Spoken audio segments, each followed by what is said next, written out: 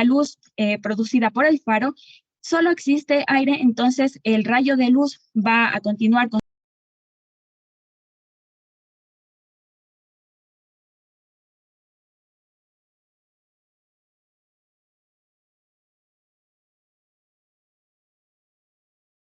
propia trayectoria, pero al chocar contra una superficie con un índice de refracción distinto, va a disminuir su velocidad y con ello va a tener una trayectoria distinta. Por ello existe la desviación de este haz de luz. También debemos conocer la ley de Snell de refracción. En sí no vamos a hablar tan detalladamente de esta ley de Snell, porque en sí consta en calcular los ángulos que se produce tanto entre la onda incidente, la normal, la onda refractaria y la normal, asimismo como cálculo de senos. Podemos resumirlo en este cuadro de aquí, donde nos dice que la N significa índice de refracción. Entonces, el índice de refracción 1 por el seno del ángulo teta 1 va a ser igual al índice de refracción 2 por el seno del ángulo teta 2. El ángulo teta 1 va a ser aquel que está comprendido entre la onda incidente y la normal. Y el ángulo teta 2 va a ser aquel comprendido entre la onda refractada y la normal. Algunos ejemplos para saber hacia dónde se desvía la onda refractaria, es decir, más apegado hacia la normal o más desviado, vamos a tener estos cuadros. El índice de refracción del aire es 1 y el índice de refracción del agua es 1,5. Entonces, para cumplir esta ley, nos dice que el ángulo teta que se provoque en el aire debe ser mayor al ángulo producido en el agua. Como vemos en esta imagen amarilla, el ángulo que se obtiene en la superficie del aire es mucho mayor al ángulo obtenido en el agua. Y por ello no va a seguir esta trayectoria que sería la común si fuera todo en la misma superficie, sino que se desvía hacia abajo. Y en otro ejemplo tenemos que el índice de refracción del vidrio es de 1,5 y el índice de refracción del aire es 1, entonces el del vidrio es mayor. Y con ello, para cumplir la ley, asimismo nos dice que el ángulo que se provoque en la superficie del vidrio debe ser menor al aire. Como vemos igual aquí, esta sería la superficie del vidrio, el rayo incidente, y no va a cumplir con su trayectoria, que sería esta de aquí, sino que va a desplazarse hacia la derecha, hacia arriba, para obtener un ángulo mucho mayor en el aire.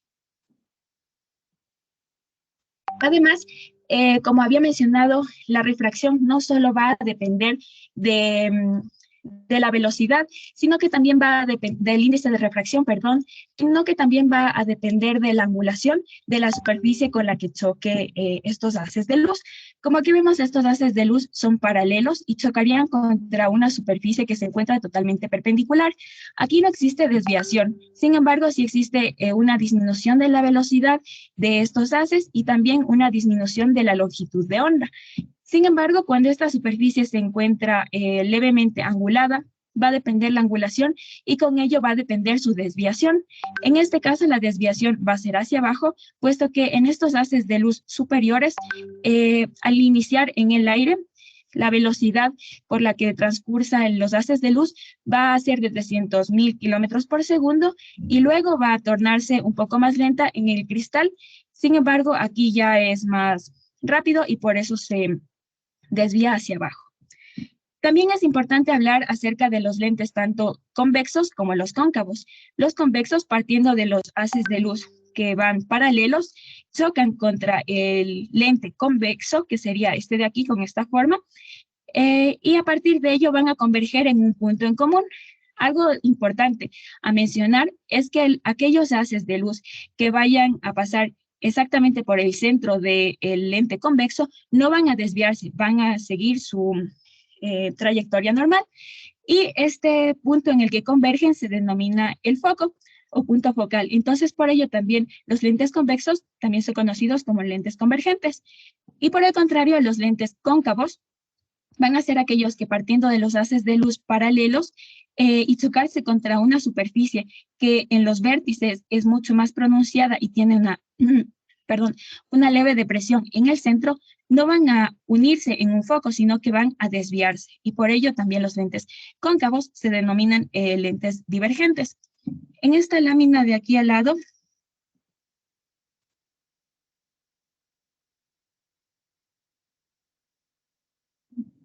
bueno, no se reproduce.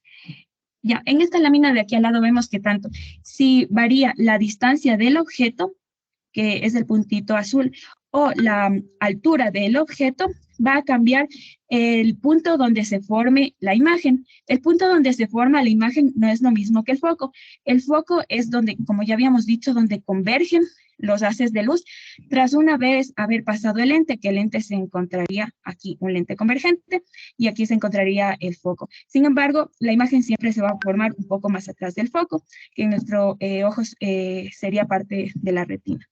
Y estas líneas de aquí, las líneas celestes, van a ser aquellas que convergen, y esta línea marrón de aquí es, como ya había mencionado, la línea que pasa por el centro del lente y no va a cambiar su trayectoria. Otros términos para tomar en cuenta es la distancia focal. Es aquella distancia que transcurre desde que el haz de luz pasa el lente convexo hacia donde se convergen estos, que es el punto focal. Entonces, esta distancia sería la distancia focal y detrás de ello sería la superficie sensible. Aquí tenemos unos ejemplos, principalmente para ver cómo varía desde el origen de la fuente de la luz. Cuando tenemos los haces de luz paralelos entre sí, quiere decir que proceden de una fuente lejana. Una vez pasado el lente convexo, se van a reunir en el punto focal, como habíamos dicho. Sin embargo, cuando inicia desde haces de luz que divergen, es decir, que se separan, luego pasan el lente convexo y luego vuelven a unirse nuevamente, van a tener una distancia mucho mayor. Pero también debemos tener en cuenta la potencia del lente o la forma del mismo. Este lente es mucho más convexo en relación a los dos anteriores, y por ello, a pesar de que inicie de una fuente puntual, que son estos haces de luz que divergen, pasan una vez el lente convexo, pero como es mucho más convexo, por así decirlo, más grueso, es más potente el lente, y por ello el punto focal está más cerca. La distancia focal es mucho menor en este último gráfico que en el anterior, y por ello decimos que mientras más potente el lente, más cerca estará el punto focal. Muy bien, este concepto es clave, es importantísimo para que comprendan el tipo de lente que se utilice en determinado defecto de refracción. Les adelanto, el ojo miope es un ojo largo. Quiere decir que los haces de luz no llegan a la retina. Como es largo, necesitan un lente de determinada forma que haga que los haces de luz lleguen a la retina. Doctora, ¿qué lente necesitarán? ¿Cóncavo o convexo? Si el ojo es muy largo.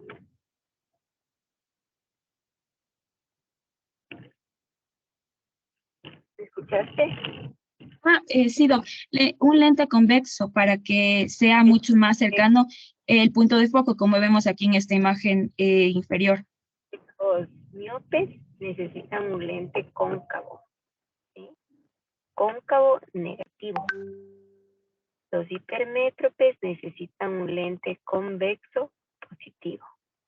¿Ya? Eso de inicio. Más adelante, porque acuérdate, lente convexo hace que los haces de luz converjan, ¿sí? Llegan más adelante, prontamente a un punto focal, mientras que el lente cóncavo hace que los haces de luz diverjan, se alejen. Y esto hace que el punto focal sea más lejano. Más o menos esta es la relación. Los lentes positivos para ojos pequeños hipermétropes convexos, y los lentes negativos, lentes para ojos miopes cóncavos. ¿Listo? Continúe, doctora, por favor. Ya. Aquí tenemos el potencial dióptrico de una lente. Entonces, igual debemos saber que en los lentes cóncavos Mientras más amplia sea la desviación, va a tener un mayor poder óptico. ¿Qué quiere decir esto? Que mientras más sea pronunciada esta pendiente que se produce para la convección de los haces de luz, tendrá un mayor poder dióptrico. Entonces, el poder de refracción o poder dióptrico es 1 metro dividido entre la distancia focal. Es así que en un lente que aquellos haces de luz converjan a 1 metro de distancia, su dioptría será de +1. En cambio, en el lente que reduzca esta distancia a la mitad será de dioptría +2, y en aquel lente que converjan los haces de luz a una distancia de tan solo 10 centímetros será de +10 dioptrías. Sin embargo, en los lentes cóncavos no se puede hablar de un poder dióptrico como tal y no puede utilizarse en función de la distancia focal, puesto que, como habíamos dicho, en los lentes convexos convergen en un punto central, pero los lentes cóncavos se distribuyen, se abren y no tienen un punto focal. Además, los lentes cóncavos neutralizan a los lentes convexos. Esto quiere decir que si tenemos un lente cóncavo y tras ello se utiliza un lente convexo o viceversa, va a anular el poder anterior y por ello se dirá que tiene un poder dióptrico nulo. La óptica del ojo. El ojo como cámara ya habíamos visto. Y esto principalmente porque está compuesto por un sistema de lentes, un sistema de apertura variable que es la pupila y una película que es la retina.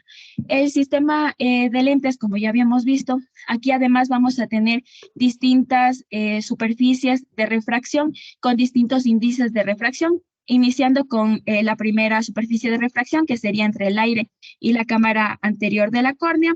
La segunda sería entre la cámara posterior de la córnea y el humor acuoso. La tercera sería entre el humor acuoso y la cámara anterior del cristalino, y por último entre la cámara posterior del cristalino y el humor vítreo. Cada una de ellas tiene un distinto índice de refracción.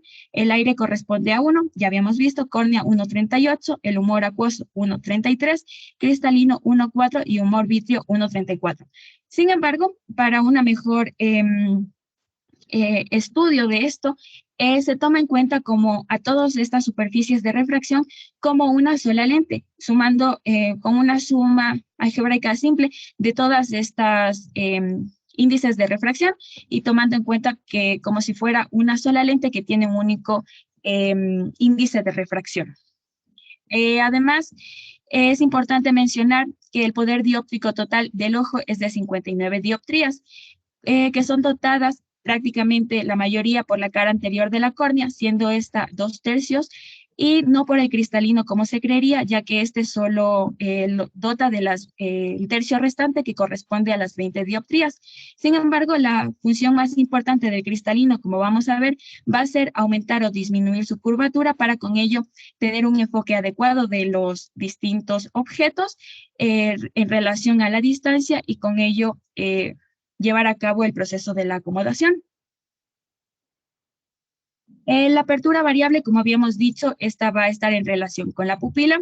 La pupila va... Perdón que le interrumpa, regreso un instante a la diapositiva. Entonces, basándose en lente, esta cámara fotográfica que es del ojo, que tiene el sistema de lentes anterior, las personas que ya están rotando en el servicio, hoy, o me parece que fue el día de, sí, hoy fue, realizaron con la licenciada de optometría el cálculo de un lente intraocular que va a reemplazar al cristalino cuando el paciente se opere de catarata.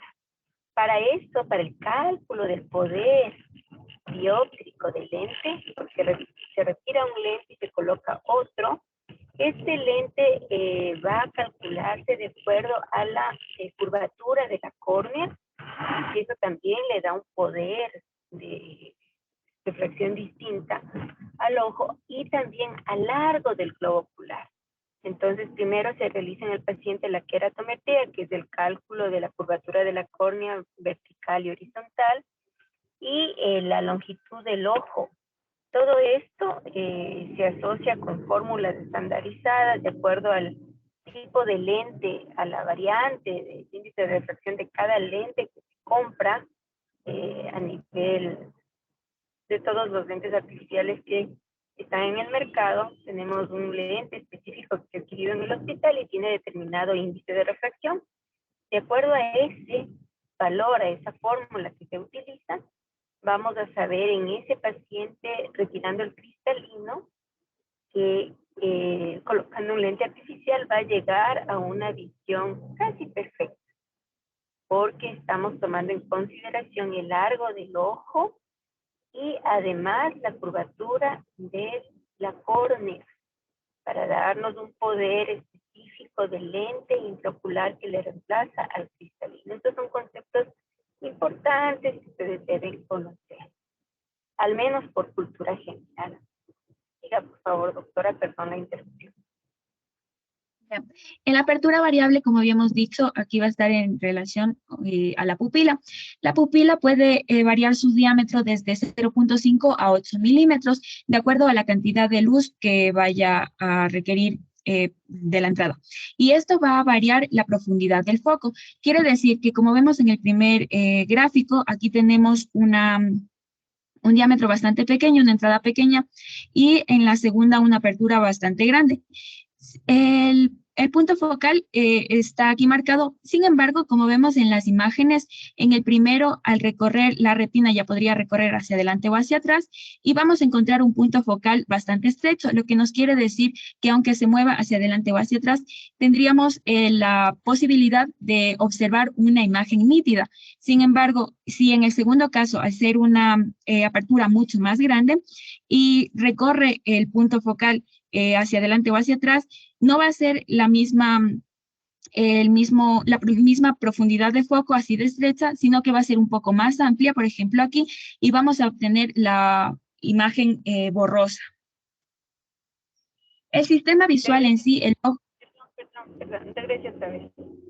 Este concepto es muy importante porque si nosotros, por ejemplo, tenemos un paciente que viene con una visión de 20-50, más o menos de 50% de visión, y nosotros dudamos de que tenga un problema en la retina, ya sea porque es diabético, retinopatía diabética, o que de pronto el paciente tenga simplemente necesidad de uso de lentes. ¿Cómo podemos discernir si es un problema netamente refractivo o de corrección de lentes, o es un problema ya de funcionamiento por algún trastorno de alguno de los componentes del globo ocular, ya sea una catarata o ya sea una cicatriz o una hemorragia? Lo hacemos colocando un agujero estenopeico, es decir, un diafragma, una especie de lente en la parte anterior de la montura de prueba de lentes, y en el centro de este lente totalmente oscuro hay una apertura mínima de 1 milímetro, 2 milímetros de diámetro, a través de donde ingresa la luz al ojo. Entonces, si es una cuestión solamente de lentes, tomando en consideración que mientras más cerrada está la pupila, más va a concentrar los gases de luz que penetran al ojo, por lo que acabamos de ver en tu explicación, hace el efecto de una pupila contraída, miótica, entonces va a reemplazar el lente. Y si llega a mejorar la visión observando la cartilla de lectura a distancia, cartilla de Snellen a través de este agujero estenopeico, sabemos que simplemente tenemos que hacer reflexión y colocarle sus lentes y va a mejorar visión. Si no mejora visión, es probable que tenga una catarata o que tenga algún otro problema a nivel de la retina, el motor del ojo. De esta manera, el concepto de agujeros que nos ayude a discernir si con necesidad de lentes es lo mismo o algún problema anatómico funcional que impida que mejore visión. No olviden este concepto. Lo mismo recuerden, cuando nosotros tenemos, por ejemplo, una visión perfecta de 20/20 en el transcurso del día, está bien nuestra visión, pero llega la noche y ya empieza a haber fallos para la visión. Por ejemplo, las personas que tienen clases nocturnas intentan ver a la distancia el pizarrón y tienen que hacer pequeños su hendidura palpebral, como entrecerrar los ojos para poder enfocar. Están haciendo un efecto estenopeico. ¿Y por qué se da esto? Porque en la penumbra, en la luz vespertina, lo que va a ocurrir es que va a existir una dilatación de la pupila, y al existir una dilatación de la pupila por la penumbra, va a evidenciarse ese pequeño defecto que probablemente estaba siendo oculto porque se acomodaba el cristalino, que lleva a hablar de acomodación, supongo, y también porque la pupila en la claridad se contrae normalmente. Quiere decir que en la penumbra, al dilatarse la pupila, van a aparecer defectos de refracción que están ocultos porque han estado compensados por el mismo sistema acomodativo del ojo. Continúe, por favor. Ya, doctor. El sistema visual en sí, el ojo humano va a detectar dos características de la luz, la longitud de onda y el brillo. La longitud de onda que el ojo percibe va a variar desde los 400 a los 750 nanómetros, y esta se va a situar superior a los rayos ultravioleta e inferior a los rayos infrarrojos, por eso estos no van a ser perceptibles por el ojo humano. Y hablando del fenómeno de la acomodación, en los niños normalmente tiene un poder dióptrico bastante grande, puesto que el cristalino puede aumentar desde 20 dioptrías a 34, es decir, tiene un poder dióptrico de más 14. Y esto se va a deber al cambio de la forma de un lente convexo a un lente muy convexo, como vemos aquí en estas dos figuritas. Y en sí, el cristalino está conformado por una membrana, por así decirlo, que en su interior está llena de líquido viscoso, y además en sus exteriores está sujetada por ligamentos suspensorios, alrededor de unos 70 ligamentos suspensorios, y además de los músculos ciliares, que están conformados tanto por fibras meridionales y fibras circulares. Estos van a actuar entre sí, ya sea contrayéndose o no. Al momento de contraerse los músculos ciliares, se van a relajar los ligamentos, y con ello la forma del cristalino va a variar, como vemos en esta pequeña animación, de acuerdo si queremos enfocar un objeto ya sea a largas distancias o a cortas distancias. Aquí lo vemos un poco mejor. La parte de arriba es el enfoque para una visión lejana, donde el cristalino está convexo, pero no tanto en relación a una visión cercana, donde la forma del lente va a ser mucho más convexa, más pronunciada. Y esto principalmente que en la visión lejana va a haber una relajación de las fibras del músculo, y por el contrario va a aumentar la tensión del ligamento suspensorio. Con ello va a tener una forma mucho más alargada el cristalino. Sin embargo, cuando se quiere enfocar objetos a una visión mucho más cercana, es todo lo contrario. Existe una contracción de las fibras del músculo y con ello relajación de los ligamentos suspensorios. Con ello va a tener un aspecto mucho más redondeado.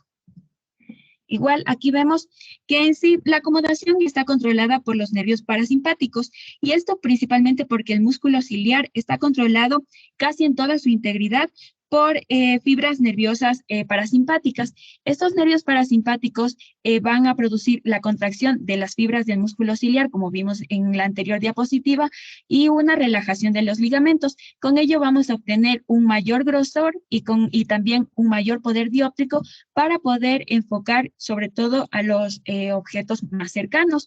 Por ello, cuando se quieren enfocar objetos cercanos, aumentan los estímulos para los nervios parasimpáticos y aumentando todos estos anteriores procesos.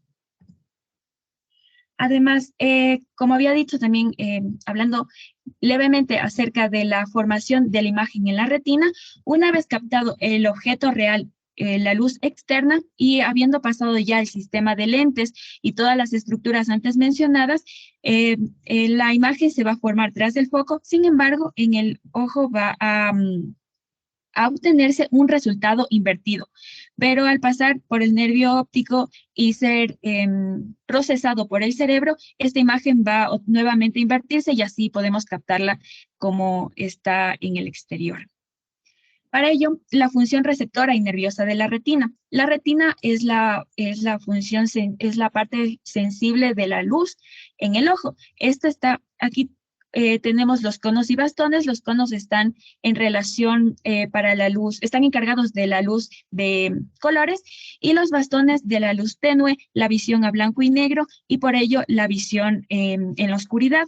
Una vez habiendo pasado, como ya habíamos dicho, todas estas estructuras antes mencionadas, la luz va a llegar a la retina y va a pasar a través de sus distintas capas, primero de las capas ganglionares, las capas plexiformes y por último las nucleares, hasta llegar al epitelio pigmentario, y con ello también va a seguir su trayecto, que más adelante en otras exposiciones veremos, hacia las fibras del nervio óptico y la corteza cerebral. Y eso es todo. Muchas gracias. Muy didáctica tu clase, felicitaciones. No olviden que Gracias, la acomodación es demasiado elevada en los niños, por eso los exámenes tienen que hacerse paralizando la acomodación con cicloplégicos, ya mencionamos en farmacología, y cuando la persona cumple 40 años, empieza a alejar los objetos para poder enfocarlos de cerca mejor, y está disminuida su poder de acomodación, y es lo que se denomina presbicia, que va aumentando en el transcurso del tiempo hasta los 60 años. Muy bien, muy buena tu clase. Continúe, por favor. Gracias, Doc.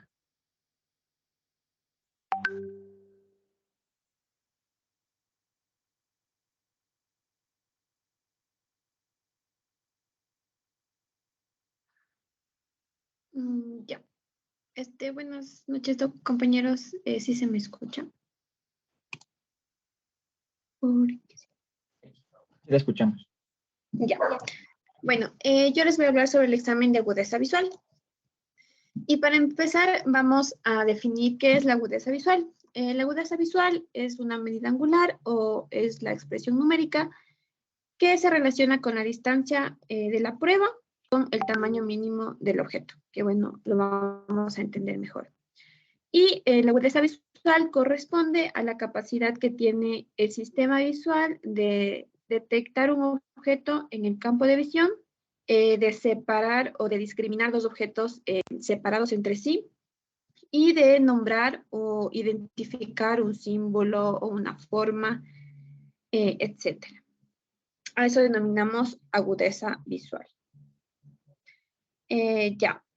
Bueno, ¿cuál es la importancia o qué se debe evaluar a la agudeza visual, o cuál es el propósito de medir la agudeza visual?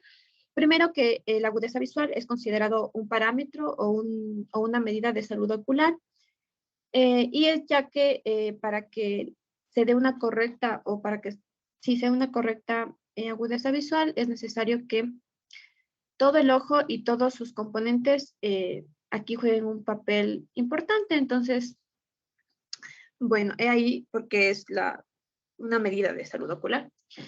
Además, nos va a servir para la realización de la refracción y nos va a servir para la monitorización de la evolución de diferentes patologías.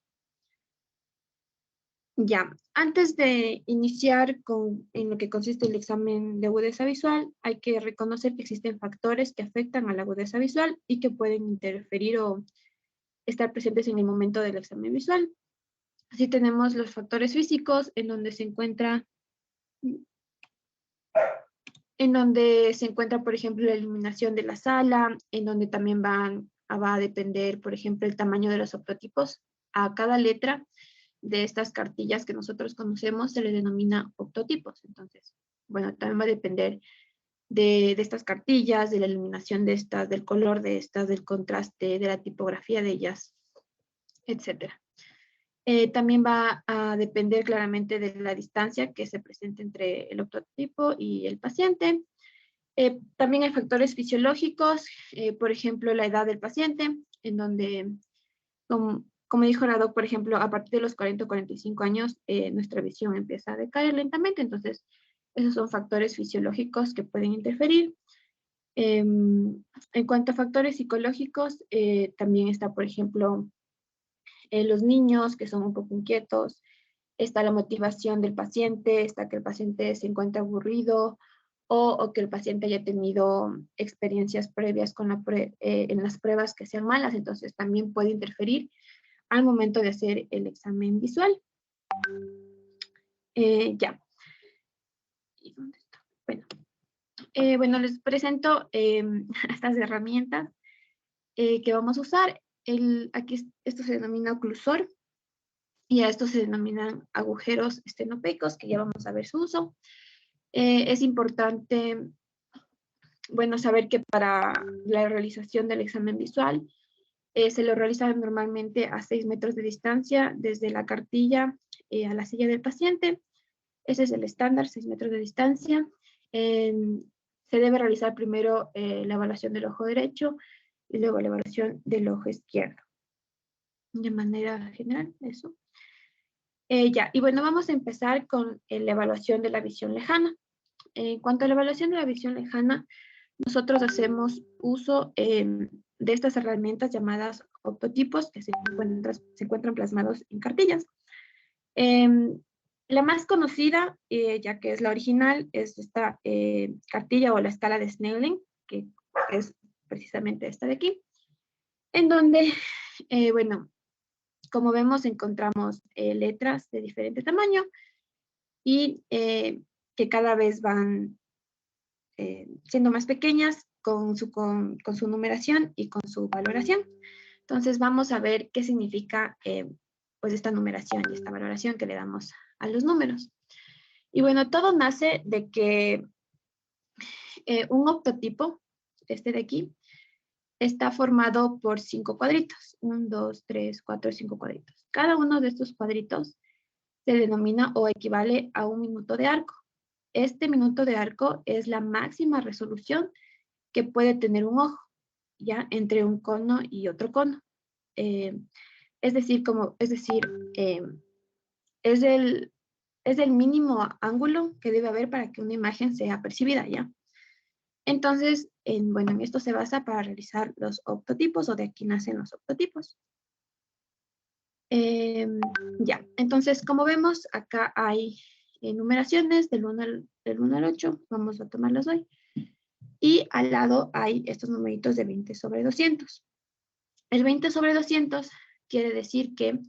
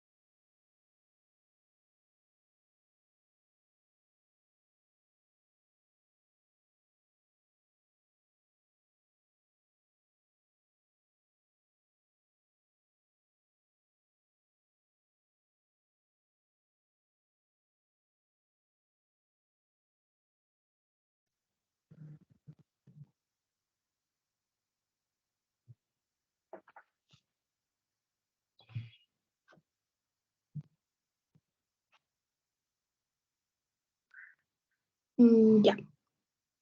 Bueno, les estaba explicando que allá.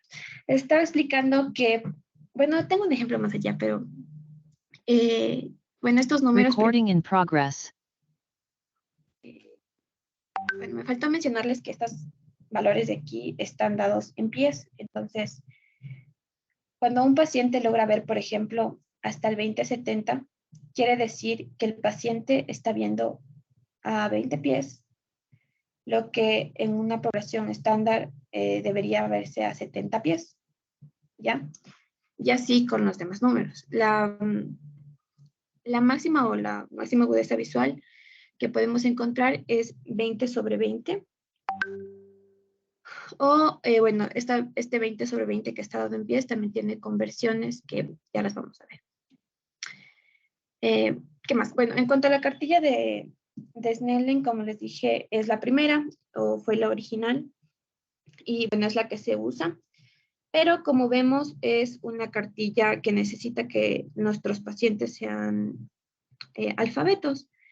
Y por ello se crearon cartillas basadas en esta para pacientes que no tengan escolaridad. Entonces, aquí está la cartilla numérica, bueno, que tiene el mismo fundamento, únicamente que se presentan números. Está la cartilla de la E iletrada y de los anillos de Landon, que son estos de aquí. Estos se recomiendan, por ejemplo, para pacientes analfabetos y en niños mayores de 3 años de edad. Y también tenemos, por otro lado, las cartillas de optotipos infantiles, como la de Alien, en donde pues se muestran diseños llamativos para los niños y diseños que son fácilmente reconocibles para ellos. Eso. Ya, entonces, bueno, aquí está mi ejemplo. En cuanto a cómo vamos a anotar la agudeza visual o en cuanto a cómo se debería anotar la agudeza visual o cómo vamos a saber la agudeza visual de un paciente, esto está basado en la fracción de Snellen. Y bueno, la fracción de Snellen va a expresar el tamaño angular, o sea, por cada cuadrito de cada autotipo, especificando la distancia a la que se está presentando el test. Es decir, si es que se presenta a los 6 metros, pues será a los 6 metros. También se puede presentar hasta 5 metros, pero se debe hacer las necesarias conversiones. Y bueno, especificando la distancia de este y el tamaño de los optotipos. Entonces de aquí sale la fracción de Snellen y de aquí saldrán pues los valores o de aquí salen los valores. Entonces, como les decía, si es que un paciente, por ejemplo, nos dice que tiene o que solo logra ver la mayor letra que es la E, entonces estaríamos hablando que tiene un 20/200 y eso significa que nuestro paciente, la mínima letra que logra ver o que es capaz de reconocer está a 20 pies, mientras que un sujeto estándar lo vería a 200 pies. Y bueno, aquí está lo de la máxima agudeza visual, que es a 20/20. Y bueno, en otros países, por ejemplo, en Europa, en Europa usan el sistema decimal, en donde, bueno, se convierte a este sistema decimal y la máxima agudeza visual aquí sería 1 y va variando, ¿no? Por ejemplo, sería 0,05, 0,1, 0,3, 0,5, así, hasta llegar al 1 entero, que sería la máxima agudeza visual. También la podríamos ver descrita así. Ya. Ya. También encontré que existe otro parámetro en el que podríamos describir el valor de la agudeza visual, y este es el valor de la agudeza visual, con sus siglas VAR. Y bueno, el valor de la agudeza visual, este se calcula con los octotipos, contando cada letra acertada y calculando el valor del logMAR. Y este valor del logMAR se obtiene con la fórmula de 85 menos las letras aceptadas por 0,02. Y bueno, este valor de la agudeza visual no, más se usa en investigación, ya que permite decir el número de la agudeza visual de una forma más precisa, ya que, por ejemplo, nosotros aproximaríamos si es que hay un sujeto que no identifica dos octotipos y, por ejemplo, de dos líneas diferentes, entonces se aproxima. Y nos dice que con el valor de VAR este número llega a ser exacto y no, o sea, sin aproximar. Entonces, bueno, aquí les puse un ejemplo de cartilla en donde van claramente contando en cada octotipo, van contando si lo acertó, si no lo acertó, y con este se obtiene un valor total.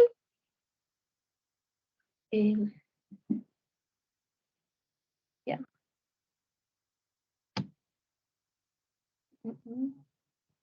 Ya. Pero ¿qué pasa si es que nuestro paciente no logra ver la letra E? que es la máxima letra que está en nuestra cartilla. Entonces, existen otras formas de valorar. La siguiente, o la que le sigue, es la cuenta dedos CD, en donde nos ponemos a ciertas distancias, por ejemplo, a tres pies, o a 3 metros, o a 2 metros, y le decimos que cuente los dedos que le enseñamos. Lo más común es hacer 1, 2 y 5, ya que nos dice que si, por ejemplo, ponemos 2, 3 o 3, 4, podría ser fácilmente de confundir. Entonces, se usa el 1, 2, 5. Ya, pero si es que el paciente no logra contar nuestros dedos, podemos hacer uso del movimiento de las manos, en donde igualmente, colocándonos a cierta distancia, esta distancia la podemos ir disminuyendo o aumentando para ver, disminuyendo, mejor dicho, hasta que el paciente logre ver. Y en el movimiento de las manos lo que hacemos es moverlas horizontal o vertical y que el paciente nos diga de qué forma están, ¿no? Ya, pero ¿qué pasa si es que el paciente no logra ver? Pues apagamos las luces de nuestro consultorio y usamos la percepción de luz, en donde con una linterna vamos igualmente a cierta distancia del paciente y acercándonos poco a poco, vamos preguntando si es que ve o no ve la luz. Y además de esto, preguntamos si, dónde está la luz, si está arriba, abajo, a la izquierda, a la derecha, si está lateral, horizontal, etc. También se puede hacer la discriminación de los colores en este punto. Y si es que el paciente no llega a percibir la luz, pues ya se estaría hablando de ceguera. También nos decía que podemos hacer uso, por ejemplo, del cuentadedos en caso de que estemos frente a un paciente hospitalizado, que no puede, o sea, no podemos movilizar una cartilla o no tenemos algún equipo que refleje esta cartilla, entonces podemos hacer uso del cuentadedos y es importante al momento de redactar, o sea, de redactar esto, decir, por ejemplo, cuentadedos a los 20 centímetros. Siempre, siempre, siempre decir la distancia, ya que esta es la medida en la que nos basamos para la agudeza visual. Entonces, siempre anotar la distancia. Ya. Eso en cuanto a la visión de lejos. Falta algo, si es que, perdón, si es que no logra contar dedos, ¿qué más puedes? Y ver bultos, ¿qué otra situación puedes mostrarle? Cuenta dedos, manos y la luz, solo esas. La luz, ajá. ¿Percibe luz o no percibe luz? Y en los preverbales, ¿cómo se definía la agudeza visual? Se puede usar ahí formas. Aparte de las cartillas. Ajá, aparte de las cartillas. Ajá. Ay, no, Doc, no. Recuerda lo que les dije ayer o la previa clase. Fija un objeto, centra la mirada, mantiene el objeto en la mirada. Entonces sería fijación central mantenida. ¿Sí? Sí, Doc. O mala fijación, pero tiene que definirse de esa manera, ¿no? En el único paciente en que debes poner no posible valoración de agudeza visual, ¿en cuál paciente? Será en un inconsciente, por ejemplo, que esté intubado, en terapia, etc. Ahí no colabora, porque está sedado. ¿Ya? Sí. Perdón la interrupción, siga. Ya. Y bueno, en cuanto a la agudeza visual de cerca, normalmente se la hace a la distancia de la longitud de la longitud de los brazos de los sujetos o a 40 centímetros, aunque también encontré que, por ejemplo, la notación de Jaeger se hace a los 33 hasta 35 centímetros, entonces, bueno, yo encontré que sí varía un poco. Y esto es porque la verdad, el estudio de la agudeza visual de cerca no está estandarizado a nivel internacional, entonces por eso esta variación. Y como no está estandarizado, de igual manera existen varias escalas para la medida de la agudeza visual de cerca, en donde tenemos, por ejemplo, la unidad métrica, la escala de puntos, la notación N, la notación equivalente es Snellen o escala Snellen reducida, y la notación de Jaeger. Pero, por ejemplo, nos decía que la unidad métrica y la escala de puntos son las más usadas junto con la notación de Jaeger, aunque la verdad es que yo encontré que la notación de Jaeger como no nos permite saber la distancia, se desaconseja, porque no nos permite medir ni la distancia ni el tamaño del test, entonces está ¿cómo es? Desaconsejada, pero aún así se usa. Por otro lado, ¿cuál más teníamos? Bueno, eso, acá está ajá. Y bueno, les presento la cartilla de Jagger, que, bueno, la verdad es que yo creo que esta es la usada, o por lo menos a mí me la han hecho, en donde, bueno, tenemos varios párrafos, ¿no es cierto? Cada uno va de letra más pequeña a letra más grande, y como vemos tiene una designación para el tamaño de este texto, que es J1 hasta J8. Entonces, si el paciente, por ejemplo, logra ver o logra leer hasta While I was eating, entonces diríamos tiene un J7 y siempre se debe de igual manera mencionar la distancia. Entonces, si yo estoy colocada la cartilla a la longitud de mis brazos, que aproximadamente es, no sé, 70 centímetros, ponemos y logro leer While I was eating, entonces yo logro leer un J7 a 70 centímetros. Y así. Para la agudeza visual, la distancia. ¿Qué más? Sí. También, bueno, encontré que, por ejemplo, se puede hacer el uso del agujero oclusor que está en estos agujeros estenopeicos, en donde, por ejemplo, si mirando a través de este agujero, se mejora las líneas las líneas de agudeza, o el paciente logra ver un poco mejor. Nos habla sobre cierta patología, al igual que si no lograra ver mejor. Entonces, si por ejemplo le ponemos este agujero estenopeico y el paciente no logra ver mejor, entonces nos decía que, por ejemplo, puede tratarse de una patología por ejemplo, una hemorragia de vitrio o una neuritis óptica y así. Entonces, ahí también está el uso de los agujeros estenopeicos, que creo que era lo que me faltaba. Y eso es todo. Gracias. Muy bien, doctora. Vamos a continuar con el siguiente tema, por favor.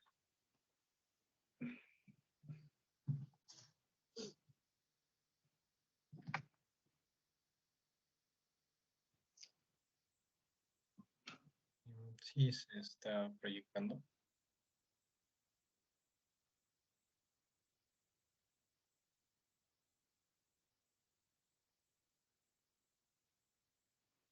Sí, sí se ve. Gracias. Buenas noches, doctora. Buenas noches, compañeros. A continuación, yo les voy a hablar sobre el tema de la retinoscopía, los tipos de metropía y los tipos de lentes. La retinoscopía, o también denominada esquiascopía, es un método objetivo para medir el poder refractivo del ojo interpretando la luz reflejada en la retina al iluminarlo con lo que es el retinoscopio. La retinoscopía, además, por ser un método objetivo, resulta imprescindible a la hora de realizar la refracción en situaciones donde la comunicación resulta difícil o imposible, como es en el caso de realizarlo ya sea en niños, en personas que no escuchen, que sean sordas, o en pacientes ancianos. El retinoscopio es un dispositivo sencillo que combina un sistema de iluminación con un sistema de observación, ambos sobre el mismo eje, como podemos ver aquí. Vamos a ver que está constituido por un sistema de iluminación o de proyección.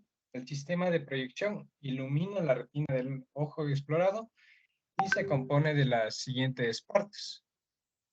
La primera sería la fuente de luz, que está constituida por una bombilla o con un filamento lineal que proyecta una línea o franja de luz que se puede rotar para explorar diferentes meridianos. A su vez, también esta la podemos ampliar o disminuir. Tenemos la lente condensadora, como podemos ver aquí. Consiste en una lente que focaliza la luz de la bombilla en el espejo del retinoscopio. Y vamos a observar lo que es el espejo semitransparente, que está situado en la cabeza del instrumento y puede presentar un agujero central o estar semiplateado, de manera que se pueda observar a través de los rayos luminosos reflejados en la retina del ojo explorado. La fuente eléctrica de estos dispositivos está situado ya sea en el mango del retinoscopio o esta puede venir ya con una propia batería o una fuente de luz. Dependiendo de la forma del haz de luz que proyectan, se diferencian dos tipos de retinoscopios. El retinoscopio de punta que proyecta una luz en forma de cono y hay un retinoscopio de franja que es el más utilizado y el que por lo general se encuentra.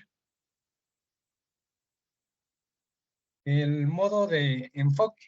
Esto es lo importante, ya que este sistema permite variar la distancia entre la bombilla y la lente, de manera que el retinoscopio puede proyectar rayos divergentes, hablándose de la posición de espejo plano, o rayos convergentes, denominándose en posición de espejo cóncavo. Para explicar mejor esto, hay dos tipos de retinoscopio. Hay un retinoscopio Copeland y hay un retinoscopio Welch-Allyn. En el retinoscopio Copeland, el lente plano va en la parte superior y el espejo cóncavo va en la parte inferior, a diferencia de lo que es un retinoscopio Welch-Allyn, en el cual el espejo cóncavo está en la parte superior y el espejo plano está en la parte inferior. No obstante, vamos a tener este sistema de observación. El sistema de observación permite ver el reflejo luminoso proveniente de la retina del ojo del explorado a través del espejo que mencionamos. Estos rayos se ven afectados por el estado refractario del ojo, por lo que dependiendo de las características de su movimiento se pueden detectar defectos de refracción, como vamos a ver a continuación, como son la miopía, la hipermetropía o el astigmatismo. En esto de la retinoscopía, un concepto básico que vamos a manejar es el reflejo retiniano. En condiciones normales, la luz del retinoscopio se dirige hacia el sujeto y la imagen del filamento se forma en su retina, la retina del paciente, de manera que en la pupila del sujeto se observa un reflejo luminoso procedente o reflejado por la retina. Esto es lo que le vamos a denominar reflejo retiniano. A su vez, también fuera de la pupila se puede apreciar la franja luminosa emitida por el retinoscopio. La relación entre el movimiento de estos reflejos se utiliza para determinar el estado refractivo del ojo explorado. No obstante, vamos a tener, si el reflejo retiniano de una persona es de métrope, los rayos luminosos reflejados son paralelos al eje óptico. En cambio, si estos rayos son divergentes, como podemos ver en esta parte, estamos frente a un ojo miope, es decir, que no llegó este reflejo a la retina, se retardó. Por eso también nos mencionaba la doctora que este es un caso de un ojo alargado y la luz es divergente. Estamos ante un miope. En cambio, si la luz es convergente, estamos frente a un hipermétrope, es decir, que no ve de cerca. Para eso también es importante saber los tipos de sombras que nos va a generar esto. Si se genera una sombra directa, el movimiento de la franja de luz emitida por el retinoscopio y el movimiento de la luz emitida por la retina del ojo explorado van a seguir la misma dirección, como podemos ver en esta imagen. Esta es una sombra directa. Esta se puede encontrar en una persona hipermétrope. En cambio, en unas sombras inversas, el movimiento de la franja de luz emitida por el retinoscopio, el movimiento de la luz emitida por la retina del ojo explorado van a tener direcciones opuestas. Mientras la franja de luz se mueve a la derecha, la luz emitida por la retina del ojo se va a mover a la izquierda. No obstante, es una sombra inversa y estaríamos frente a un paciente miope. En esta parte se puede explicar mejor en una retinoscopía con espejo plano, es decir, que estamos con un retinoscopio tipo Copeland, donde el espejo plano está en la parte superior y el espejo cóncavo en la parte inferior. Esto es importante tener en consideración al realizar el examen, ya que si se estuviera con un espejo cóncavo, la situación se invierte. En un espejo tipo Copeland, la sombra inversa se trata de una miopía. Es decir, la luz se le dirige a la derecha, mientras que la refracción en la pupila se va a la izquierda, como podemos ver en esta imagen. es una miopía. En cambio, en una sombra directa, mientras que la franja de luz y la emitida por la pupila se dirigen en la misma dirección, es una hipermetropía. Si habláramos de un espejo cóncavo, esto se invertiría, es decir, que en la miopía siguiera en la misma dirección y en la hipermetropía ocurriría lo que sucede en la miopía, es decir, la luz va hacia un lado y la de la pupila va hacia el otro. Se invierten los papeles. También nos sirve para ver lo que es el astigmatismo. Cuando se presenta un astigmatismo en un espejo plano, la sombra es inversa, es de tipo oblicuo, como podemos ver en este gráfico. Regrese la imagen, perdón que le interrumpa, doctor, regrese la imagen. Ya, entonces recuerden, el ojo puede ser miope o puede ser hipermétrope. Significa que es muy pequeño o que es muy largo. Si es que la sombra va en la misma dirección en ese eje, allí en ese ejemplo es un eje vertical, horizontal. Estamos moviendo el haz de luz horizontalmente. Si es que invertimos el haz de luz y lo hacemos de la parte superior a la inferior, estamos midiendo la luz en el eje vertical. Recuerdan que el poder dióptrico varía. Si colocamos un lente que, perdón, que anule el movimiento de la luz, quiere decir que ya deja de moverse la sombra y el haz de luz en contra, sino que la pupila se inunda de luz. Quiere decir que llegamos a la medida de lentes que necesita ese ojo.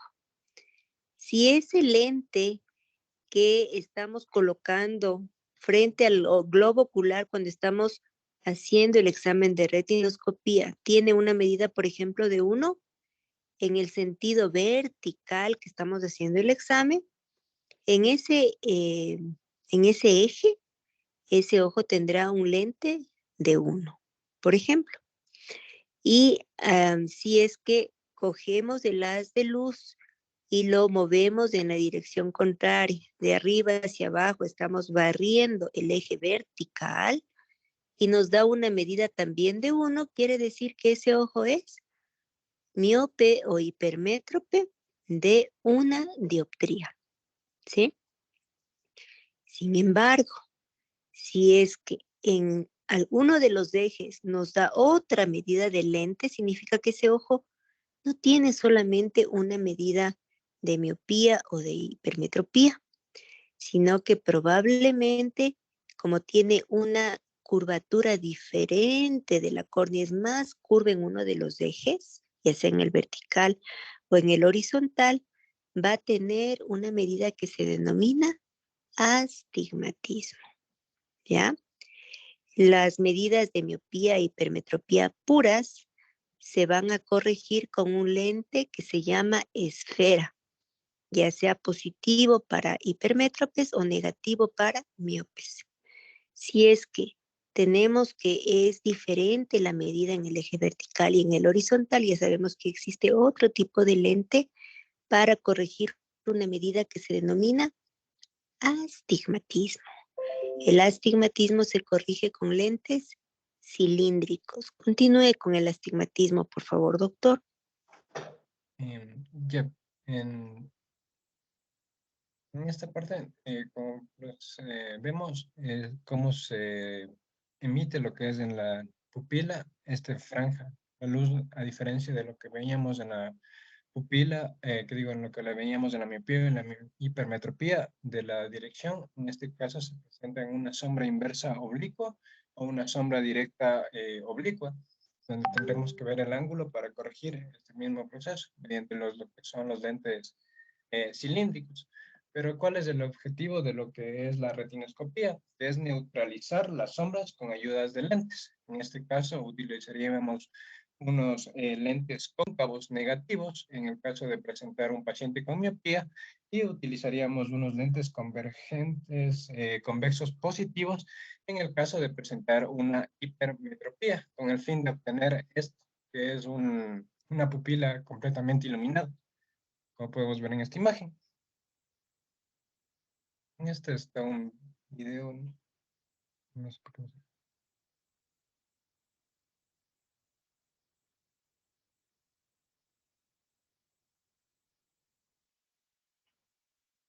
Me avisan si se...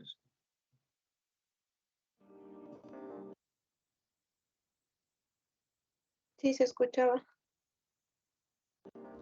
Práctica número 1. Refracción objetiva, retinoscopía y autorrefracción. En este primer vídeo hablaremos de la refracción objetiva, donde explicaremos las técnicas de la retinoscopía y la autorrefracción. Retinoscopía.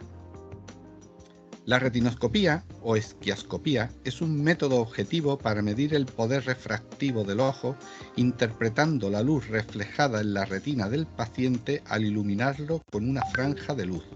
Para ello utilizamos un retinoscopio de franja. El retinoscopio consta de un mango en el que se encuentra la fuente eléctrica de iluminación, un reostato que permite modificar la intensidad de la luz emitida y un cabezal en el que se encuentra un sistema de iluminación o proyección y un sistema de observación.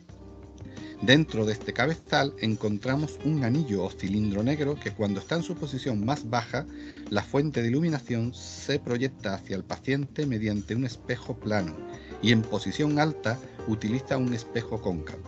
Además, este anillo gira 360 grados la franja de luz que emite el equipo. Retinoscopía. Técnica. Una vez explicado el dispositivo en cuestión, vamos a pasar a explicar la técnica. Para empezar, conviene mencionar que trabajaremos con espejo plano. Debemos dirigir la luz del retinoscopio hacia el ojo del paciente. La imagen del filamento se formará en su retina. De esta manera, en la pupila del paciente se observa un reflejo luminoso procedente o reflejado por la retina que recibe el nombre de reflejo retiniano, mientras que por fuera de la pupila se puede apreciar la franja luminosa emitida por el retinoscopio. La relación entre el movimiento de estos dos reflejos se utiliza para determinar el estado refractivo del ojo explorado. En el reflejo retiniano de un paciente hemétrope, los rayos luminosos reflejados son paralelos al eje óptico, por lo que el reflejo que observamos iluminará completamente la pupila del paciente, y esto querrá decir que está neutralizado, o sea, que estamos ante un ojo hemétrope.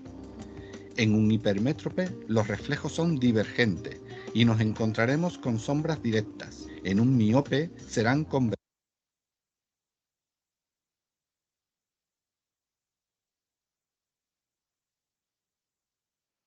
La última parte que mencionaba en el video estaba mal después de lo que mencioné del metro, porque lo menciono al revés. A continuación está uno de los diferentes tipos de lo que son las retinoscopías, como es la retinoscopía En este video explicativo mostraremos los resultados a esperar en una retinoscopía dinámica o de cerca de tipo Mohinder, la que es muy utilizada para corregir errores refractivos en niños pequeños o poco colaboradores. Una de las primeras opciones que nos podemos encontrar cuando examinamos al paciente y como se observa en la imagen es cuando el reflejo retiniano se mueve hacia el mismo lado que la franja de luz emitida por el retinoscopio. Estas se conocen como sombras directas, las que se neutralizan con lentes positivas, ya que estaríamos en presencia de una hipermetropía.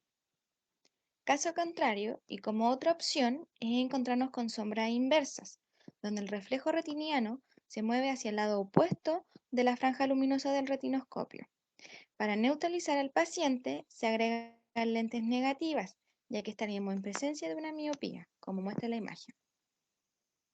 El tercer caso sería cuando estamos frente a un astigmatismo, donde se observará el fenómeno de quiebre, que es cuando la franja de luz del retinoscopio con el reflejo retiniano no coinciden, por ello aparentan una línea quebrada. En este caso, también se deben tener en cuenta tres factores importantes, que van a ser la velocidad, anchura y brillo de la franja, la cual será de vital importancia al momento de neutralizar al paciente. Por lo tanto, y como se aprecia en la imagen, mientras más rápido, más brillante y más ancho sea el reflejo retiniano, más cerca nos encontraremos de la neutralización del paciente. Cuando se logra neutralizar al paciente, no importando la metropía que éste presenta, se le debe restar el factor acomodativo, que como se observa en esta fórmula, la retinoscopía de Mohindra vendría siendo la retinoscopía bruta menos la constante, que es de 1,25 dioptrías.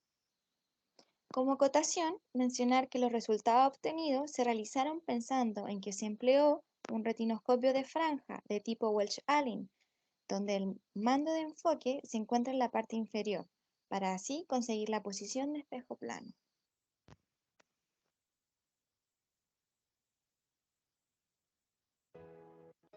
Soy Michelle y hoy vamos a realizar la práctica de la retinoscopía de MEM. El objetivo de la técnica de retinoscopía de MEM es medir objetivamente el estado acomodativo en visión próxima. Los materiales a utilizar son un retinoscopio, una tarjeta guiascópica y lentes esféricas positivas o negativas.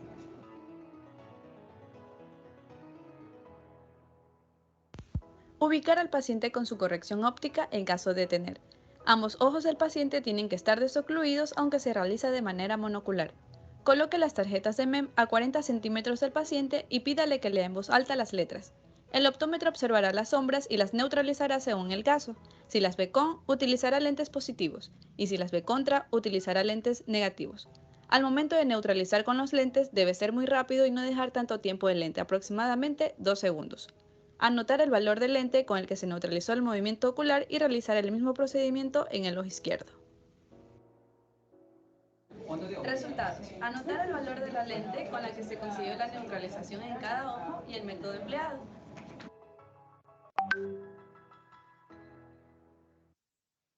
En esta parte es importante esta anotación que nos hacen dando los valores para ambos test de 0,25, 0,50 o 0,75.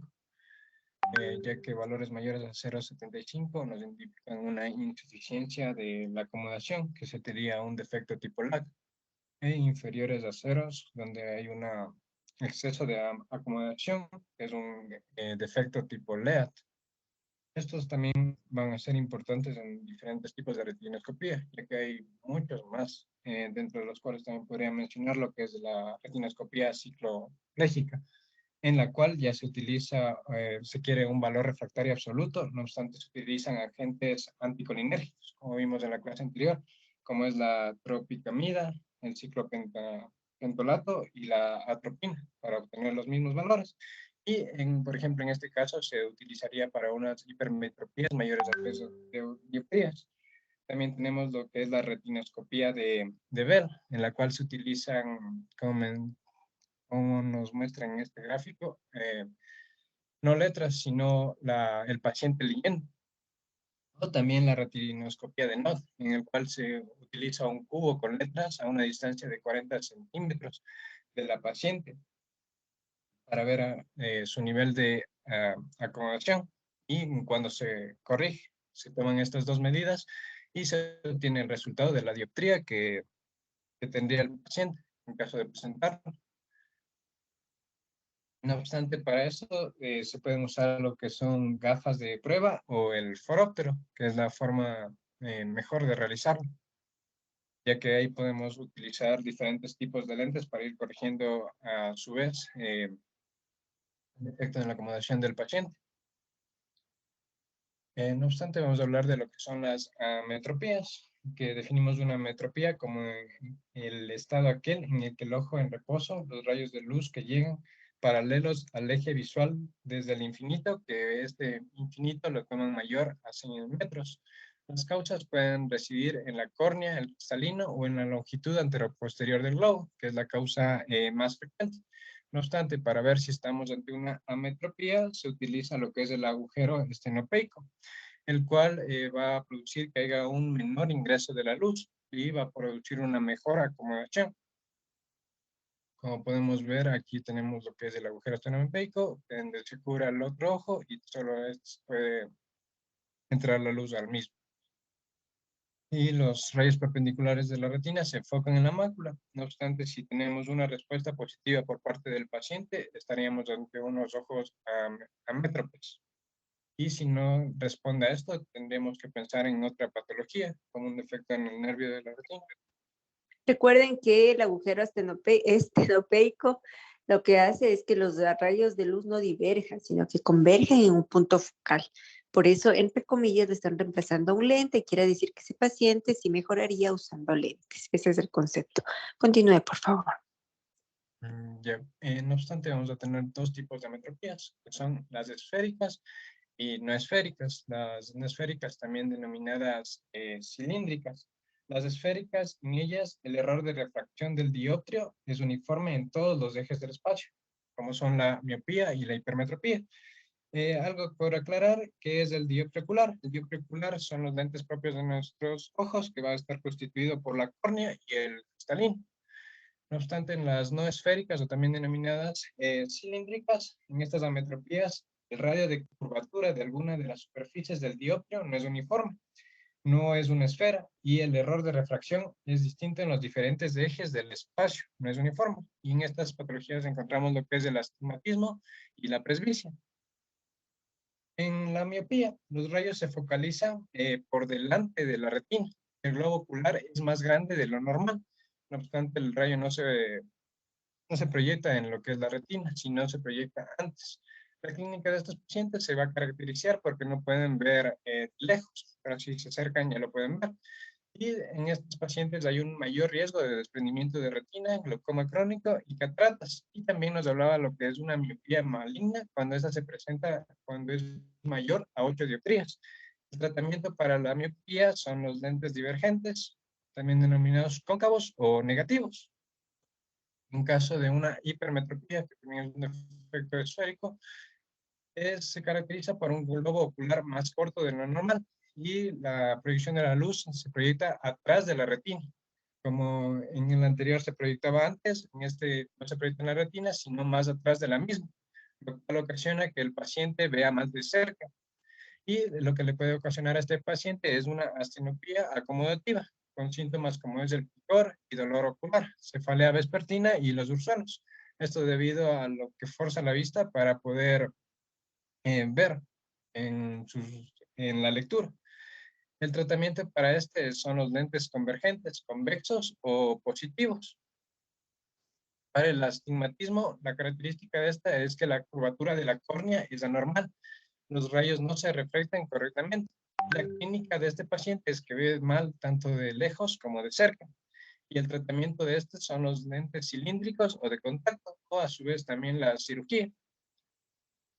Tenemos lo que es la presbicia, que es una disminución de la elasticidad del cristalino, donde este se va a endurecer con la edad y presenta una menor fuerza de contracción del músculo ciliar. No obstante, en la clínica este paciente es como si fuera un paciente hipermétrope, ya que ve mal de cerca, y esta se puede presentar a partir de los 45 años, ya sea antes o después. Y tenemos que el tratamiento de estos son lentes bifocales. Y por último voy a hablar de lo que son los tipos de lentes. Para ello vamos a ver lo que es primero una dioptría. La córnea y el cristalino son lentes naturales de nuestros ojos.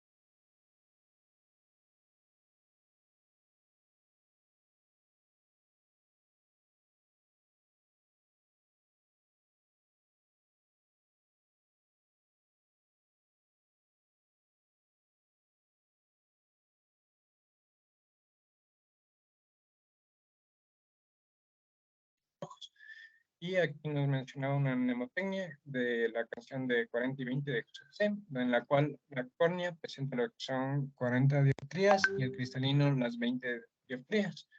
Y esto nos va a llevar a lo que es el poder de la lente, que las lentes tienen el poder de aumentar o reducir de tamaño las imágenes que vemos del mundo real y se miden en dioptrías, que es la inversa de la distancia focal, que en metros. La fórmula sería dioptría es igual a 1 sobre lo que es la distancia focal. No obstante, si tenemos una dioptría, este quiere decir que el punto focal se encuentra a 1 metro de distancia de la lente. Como podemos ver, esta fórmula se realiza fácilmente, solo dividiendo 1 dividido para el metro, que nos da una dioptría. En otros casos, como 2 dioptrías, quiere decir que el punto focal se encuentra a 0,5 metros de distancia de la lente.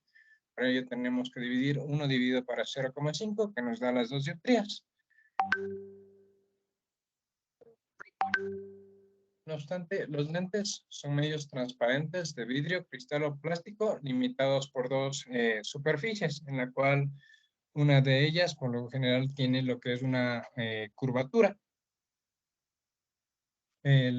Una lente óptica tiene la capacidad de lo que es refractar la luz y formar una imagen.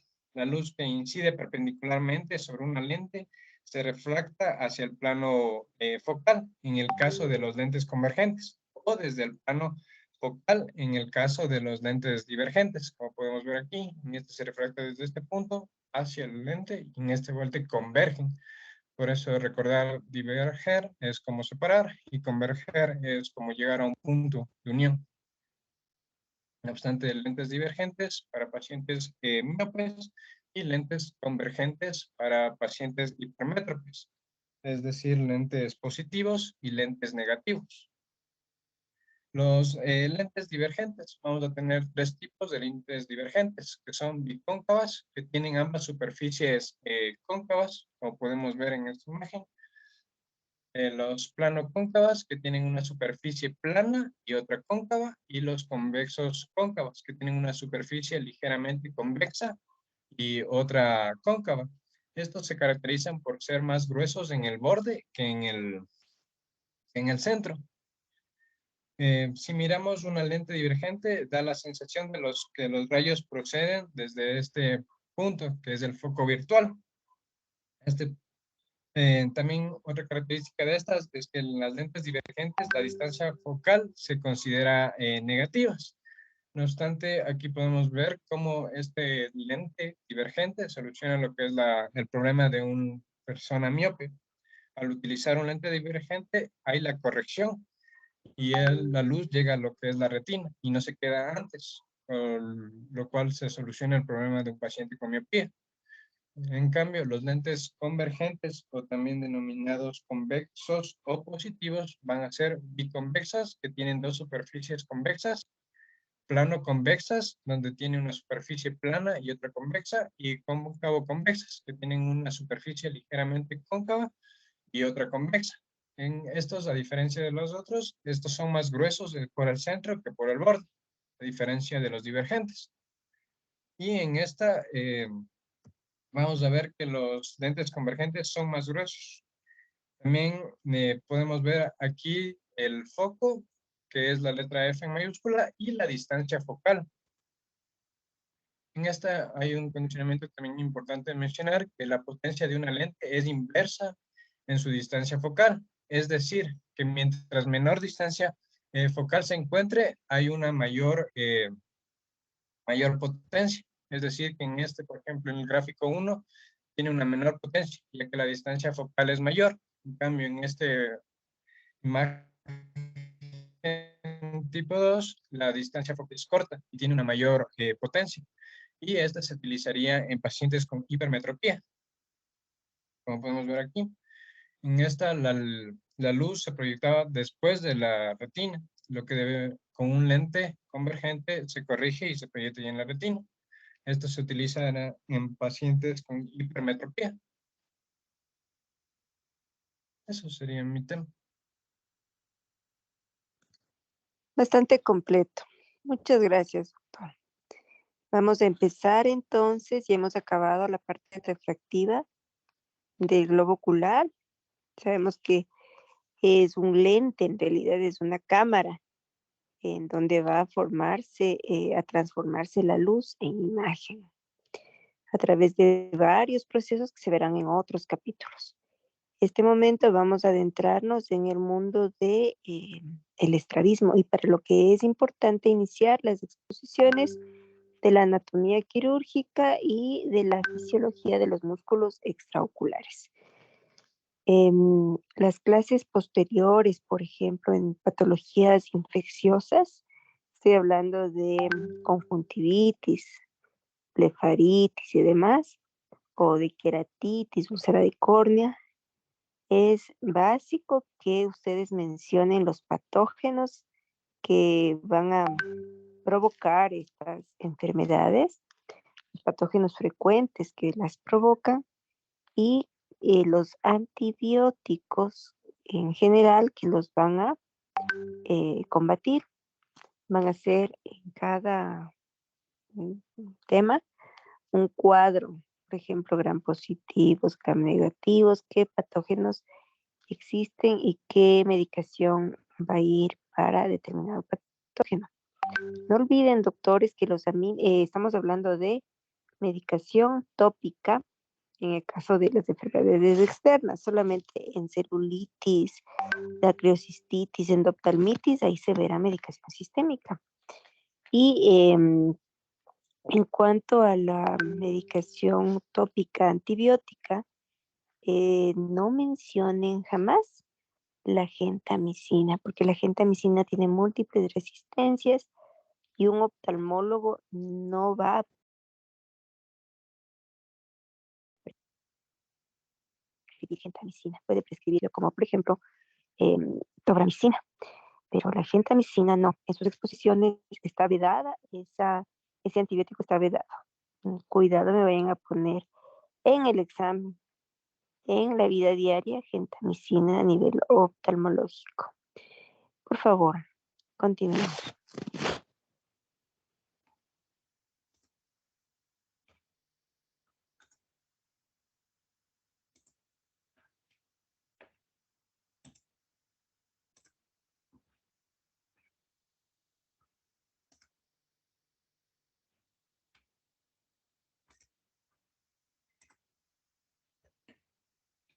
Listo, buenas noches, doctora compañeros. Yo les voy a hablar acerca de la anatomía de los músculos extraoculares.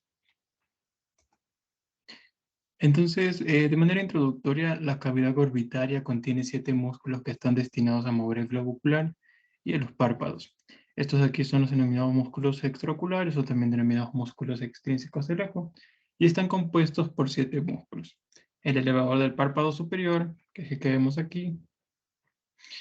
Vamos a tener los músculos rectos que se dividen en 4, el recto superior, el recto inferior, el recto medial y el recto lateral, el recto superior en color naranja, el recto inferior que está en color rosa, el recto lateral en color celeste y el recto medial que se visualiza un poco aquí en color lila. Igual, para podernos ubicar en cuanto a la función, a la posición del globo ocular y cuál es la función que desempeña específicamente cada músculo y cómo se genera el movimiento, es necesario entender esto y de manera inicial, incluso para ubicarnos dentro de la parte fisiológica de una manera más correcta. Hay que tomar en consideración que las paredes, tanto laterales y mediales de la órbita, entre sí van a formar un ángulo de 45 grados, es decir, esto que vemos aquí, que es la cavidad ósea de la órbita. Por lo tanto, el eje orbitario va a formar un ángulo específicamente de 22.5 grados, aunque para simplificarlo esto se suele considerar que dicho ángulo es de 23 grados. De modo que cuando el ojo mira hacia el frente, el punto fijo en el horizonte con la cabeza derecha, que es lo que denominamos como una posición primaria de la mirada, el eje visual va a estar formando este ángulo de 23 grados. Entonces, las acciones de los músculos extraoculares van a depender en sí de la posición del globo ocular cuando se produce la contracción del músculo. Y esta función del músculo se le denomina la acción primaria, que es decir, el efecto principal cuando el ojo se encuentra en esta posición. Es decir, que nosotros decimos que este músculo asciende, desciende, globo ocular, aduce o abduce, es en base al eje primario. Listo. Dentro del primer grupo de músculos vamos a tener el músculo elevador del párpado superior. En sí, como este es el músculo que vemos aquí, este músculo es un músculo alargado, aplanado, de forma triangular, que se encuentra inmediatamente inferior a la pared superior de la órbita, que en este caso se ha sacado de la imagen para poder explicar el músculo. Y está compuesto por una lámina superficial que se inserta en la piel del párpado y una lámina profunda que se inserta en el tarso superior. Su función, como su nombre lo dice en sí, es elevar el párpado superior. En cuanto a la inervación, este músculo está inervado por el tercer par craneal o el nervio oculomotor.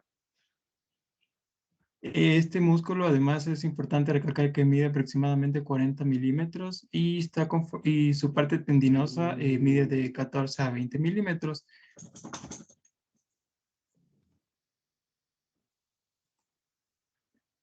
Dentro del siguiente grupo de músculos vamos a tener a los músculos rectos. Vamos a tener que los otros músculos rectos, y esto es un aspecto importante dentro de la anatomía quirúrgica, ya que estos tienen un origen en un anillo tendinoso común, o también denominado el círculo de Zinc, que es esta estructura que vemos aquí, en este caso es blanco, o acá igual. Esta de aquí es una estructura corta y densa que se inserta en la parte medial de la fisura orbitaria superior, a nivel del vértice posterior de la órbita, como podemos observar aquí. Este anillo desde su origen en sí se va a dividir en 4 cintillas que son muy finas, que van a irradiarse y van a estar formando algunas intersecciones tendinosas que se denominan como cintillas tendinosas. Entonces, dentro de estas cintillas tenemos principalmente dos, las más importantes, que es la cintilla superomedial, que es esta de aquí. Esta cintilla superomedial a su vez se va a dividir en dos lengüetas que van a dejar un orificio o conducto común que se denomina como conducto óptico, ya que este de aquí es el que va a permitir el paso del nervio óptico y también de algunos del paquete vascular que incluye la arteria oftálmica. A su vez, este de aquí va a dar origen a una gran parte de fibras para el origen del músculo recto superior y para el origen del músculo recto medial. Otra de las cintillas importantes aquí que tenemos es la cintilla superolateral, que también está conformada o compuesta por dos lengüetas, como podemos ver aquí, que van a formar un orificio también denominado el anillo del tendón común de los músculos del globo ocular, por el cual va a pasar estructuras importantes como nervio nasociliar, que es, si recordamos, forma parte de la rama oftálmica del quinto par craneal. Va a pasar por aquí también el tercer y el sexto par craneal. Y a su vez este también va a dar origen a algunas fibras para completar la formación del músculo recto superior, el músculo recto lateral, y a través de la convergencia de todas estas fibras también se va a dar la formación de algunas intersecciones tendinosas para el origen del músculo recto inferior. Por ende, ¿cuál es la importancia de abarcar este aspecto de aquí que les decía en cuanto a la anatomía quirúrgica? Es debido a esta distribución a la relación anatómica, ya que en casos, por ejemplo, en neuropatías ópticas, en el cual los músculos rectos pueden estar congestionados o pueden estar hipertrofiados, pueden causar una compresión a nivel del nervio óptico o de su vascularización a nivel del vértice orbitario, lo que da este dolor característico durante el movimiento ocular o dificultad durante la visión en estos pacientes. Dentro de los músculos rectos se dividen en dos grupos: los músculos rectos verticales, que están compuestos por el recto superior y el recto inferior, y los músculos rectos horizontales, perdón. Entonces, primero vamos a hablar del músculo recto superior. El músculo recto superior es, como les indicaba, este que está aquí en color naranja. Este músculo recto superior se origina en la parte superior del anillo Zinc, que es este que les nombré recientemente. Mide aproximadamente 40 milímetros y se inserta a 7.7 milímetros superior al limbo del ojo. Vamos a tener que, si recordamos qué es esta parte del limbo, si no recordamos que nos dieron alguna vez en algún semestre, es esta zona circular que es ligeramente sobrelevada, que se encuentra entre la córnea y la esclerótica, y que es importante porque contiene células del epitelio de la córnea y también es el sitio de drenaje del humor acuoso.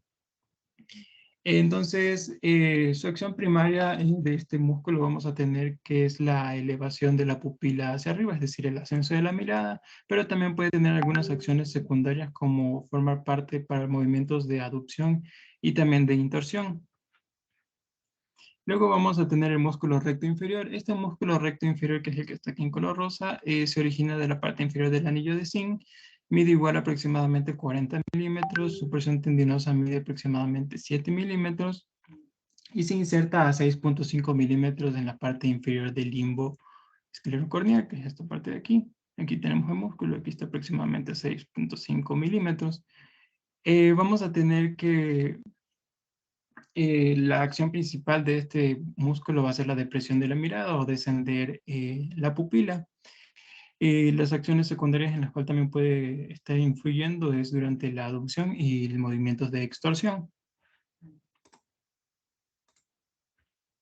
Entonces aquí tenemos unos esquemas que nos pueden ayudar o indicarnos basándonos desde la posición primaria y para poder evaluar la función de los músculos. Entonces en el lado izquierdo podemos ver que está la pupila hacia arriba o el globo ocular en ascenso, donde podríamos evaluar la función del músculo recto superior, o cuando la pupila está hacia abajo, la mirada en descenso, que estamos evaluando la función del recto inferior. Dentro de los músculos rectos horizontales tenemos al recto lateral y al recto medial. Aquí tenemos este de aquí es el recto lateral y este de aquí es el recto medial. Entonces, el músculo recto lateral se origina en el anillo de Zinc también y se inserta a 6.9 milímetros por detrás del anillo, detrás del limbo. Y vamos a tener que su acción es exclusiva, es en posición primaria, va a ser la abducción del globo ocular. La abducción, si recordamos, se determina así a todo lo que se aleja de la línea media de nuestro cuerpo. Tenemos también el músculo recto medial que se origina en el anillo de Zinc del vértice de la órbita y se inserta a 5.5 milímetros por detrás del limbo. Vamos a tener que su acción y su única acción en sí va a ser en posición primaria, es la aducción, que determinamos hacia todo lo que se acerca hacia la línea media. De modo que podemos evaluar de esta manera la función de estos músculos. Aquí estamos viendo que es una mirada conjugada, obviamente.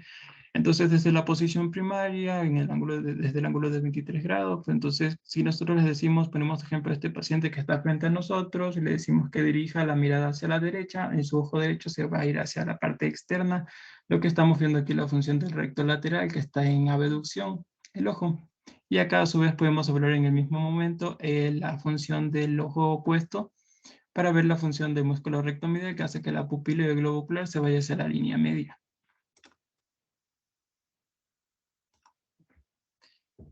Entonces, si podemos ver, estos músculos se insertan en un sitio común que es a nivel del limbo esclerocorneal. Entonces, la inserción de estos 4 músculos rectos es importante porque este va a formar una línea imaginaria que también se denomina como la espiral de Tillotson.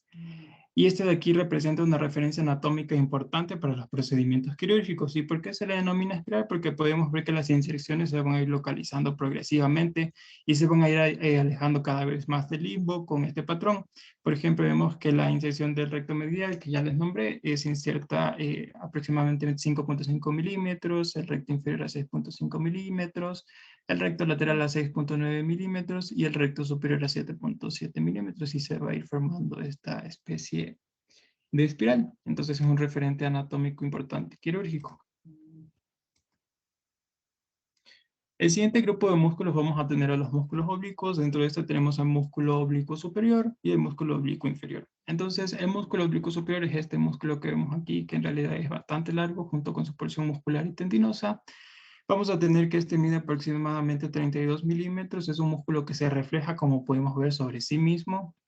Es decir, es como una especie de angulación que va desde el vértice de la órbita hasta la parte posterolateral del globo ocular, que es esta, hablamos aquí de la inserción. Entonces, para hablar del origen específico, este se origina a través de una lámina tendinosa de pocos milímetros, aproximadamente 5 milímetros, que se encuentra medialmente al origen, si podemos ver aquí, se encuentra medial al origen del músculo elevador del párpado superior, en el cuerpo del esfenoides específicamente, y un poco superior y también medial en relación al conducto óptico. Desde aquí podemos ver que se va a dirigir medialmente y anteriormente a lo largo del ángulo de la órbita, que es esta posición que toma aquí. Aquí está el ángulo de la órbita, y medialmente. Y también se va a encontrar superior durante ese trayecto al músculo recto medial y va a adoptar en esta parte de aquí esta forma de uso o la angulación que yo les decía, y se va a implantar a nivel de la fosita troclear, y aquí se le denomina esto como la tróclea. Luego de que sale de este anillo, vamos a tener que se dirige hacia la parte, se va a dirigir inferior al recto superior. Esto aquí también es importante durante la topografía y la anatomía quirúrgica. Vamos a ver este de aquí, el tendón se va a encontrar por debajo del recto superior. Y vamos a tener que este va a ser, lo que va a hacer es abrirse a manera de abanico, o también podemos decir que se enrolla a nivel del globo ocular para insertarse a nivel del cuadrante posterior superior del globo ocular, donde se debe tomar en cuenta por aspectos quirúrgicos también. Ya, donde se debe tomar en cuenta también por aspectos quirúrgicos, porque si podemos ver su inserción se encuentra muy cercana a donde se encuentran aquí las venas porticosas. El siguiente, algo que me olvidé decirle también es que la porción tendinosa de este aquí es la más larga de estos músculos y mide aproximadamente 26 milímetros en comparación a otros. Y su inervación va a estar dada por el cuarto par craneal. Luego tenemos el músculo oblicuo inferior, pues vamos a tener que este en realidad es un músculo acintado de aproximadamente 37 milímetros que se va a enrollar como podemos ver aquí en la parte inferolateral del globo ocular y es el único que no se origina en el fondo de la órbita. Su tendón además, como podemos ver, su porción tendinosa es muy corta en relación al otro oblicuo superior, ya que este solo tiene una porción tendinosa de aproximadamente 1 milímetro. Este de aquí nace mediante fibras tendinosas a partir de hueso maxilar en la parte inferior de la órbita, es decir, su origen va a ir de medial hacia lateral. Y se dirige por debajo del músculo recto inferior y se enrolla hasta insertarse en la esclera en la parte inferior lateral, o también se le denomina como la zona macular. Su función principalmente vamos a tener que va a ser, este músculo en sí se dice que no evalúa en sí la abducción o abducción, sino que este de aquí lo que va a hacer es que va a elevar y va a rotar hacia la parte lateral del globo ocular. Y es por eso que se le denomina como una función de extorsión. Mientras que el músculo oblicuo superior, este de aquí va a, su función principalmente va a ser la de descender el globo ocular y lo va a rotar hacia la parte medial o hacia la parte nasal. Y es por eso que se denomina como movimientos de intorsión, o sea, hacia la parte nasal intorsión y hacia la parte temporal o lateral, la que es la extorsión. Ambos también cumplen una función de abducir, aunque esta es muy ligera y no es tan notoria. Por eso les digo, en realidad, para evaluar la función de este músculo, para evaluar el músculo oblicuo superior, se hace que se descienda la mirada y se rote hacia medial, mientras que para evaluar el oblicuo inferior se va a ascender la mirada y que se rote hacia lateral. Entonces son en sí músculos de ascenso y descenso y rotaciones. El oblicuo inferior va a estar inervado también por el tercer par craneal, que es el oculomotor. Aquí podemos ver, también es importante y tomar en consideración la inserción porque se va a encontrar, si podemos ver, este músculo lo que está haciendo es tapar prácticamente lo que son las venas vorticosas, que cuando se realizan resecciones hay que tomar en consideración esto. En cuanto a la irrigación de los músculos extraoculares, en sí los músculos extraoculares en su conformación cuentan con una vascularización en realidad especializada que parte desde la arteria carótida común, de la cual se origina la arteria carótida interna y la arteria carótida externa y que van a proporcionar ramas específicas para estos músculos. De manera que de la arteria carótida interna se origina la arteria oftámica, que esta de aquí va a atravesar el anillo de Zinc, como les había dicho inicialmente, y se dirigen hacia las ramas musculares lateral, medial y la arteria lagrimal. Entonces, de la rama muscular lateral se va a irrigar los músculos, el recto superior, el recto interno, que podemos ver el recto superior, el recto interno, también el oblicuo superior y el elevador del párpado. Y la rama, en cambio, medial va a irrigar específicamente al músculo recto interno y al músculo oblicuo inferior. En cuanto a la arteria lagrimal, esta de aquí lo que va a dar es unas ramas que van a irrigar específicamente al músculo recto lateral, como podemos ver aquí es el músculo recto lateral y esta es la arteria lagrimal.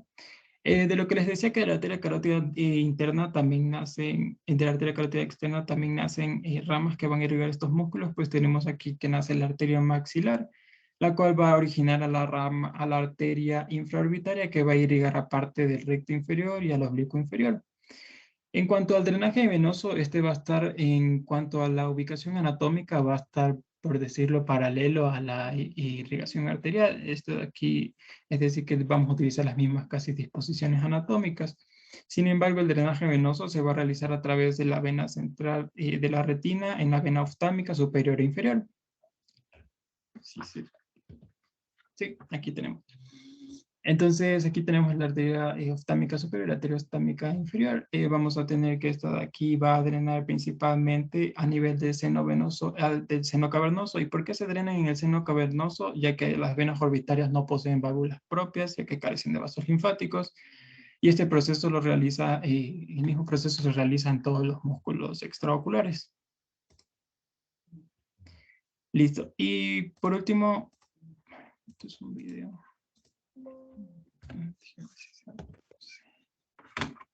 Ya, listo. En cuanto a los músculos, a la inervación de estos músculos, podemos ver que va a estar dada, como les había nombrado, por el tercer, cuarto y sexto par craneal. Entonces, como se muestra en la animación, el tercer par craneal emerge de la superficie anterior del mesencéfalo, como podemos ver ese recorrido, y se divide en dos ramas, una superior que va a ir al músculo elevador del párpado superior, al recto superior, y a la rama inferior, y una rama inferior que va a inervar el músculo recto inferior. Luego tenemos también al cuarto par craneal, que podemos observar que emerge de los colículos inferiores del músculo, y este va a inervar el músculo oblicuo superior. Y por último vamos a tener el sexto par craneal, que emerge de la línea media o el surco bulboprotuberencial y emite una rama que va a inervar al músculo recto lateral específicamente. Como podemos ver este.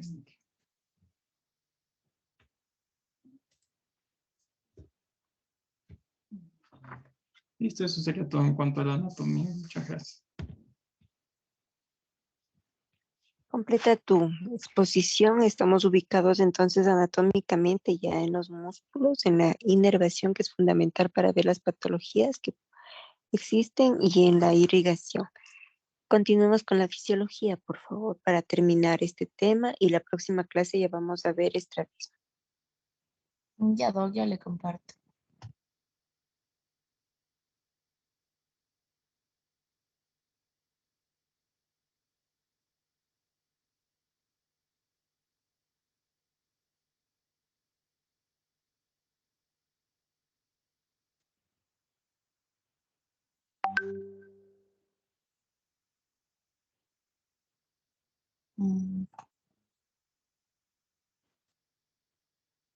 Ahí ya se ve la pantalla.